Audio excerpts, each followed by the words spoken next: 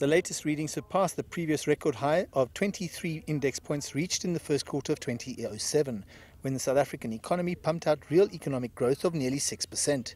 This is absolutely unique, and the only other events in the past where we saw such big increases was after the announcement of South Africa's to host the 2010 FIFA World Cup.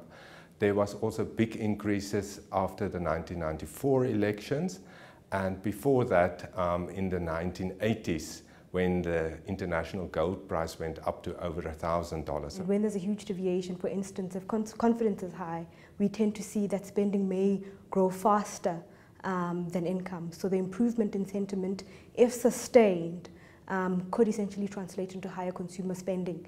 The results also point to a broad-based improvement in confidence levels. It reflects a society that have a collective sigh of relief after the second term of the previous President Zuma.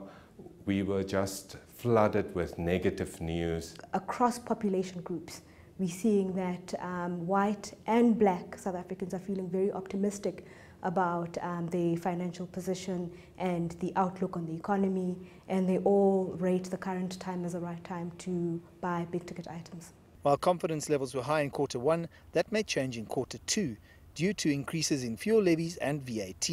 And given the timing of when the survey was conducted between Feb and March, it doesn't take into consideration the increase in VAT, which is at the beginning of this month. So we wouldn't be surprised if there's a correction in consumer confidence and we see it decline in the second quarter. I think reality will sink in now, so we would expect consumer confidence to come down a bit in the second quarter, but still to remain higher than we saw throughout the previous 3 years. Whether the spike is sustainable or not depends on what happens politically and whether there's economic growth. I'm Angelo Coppola for CGTN in Johannesburg, South Africa.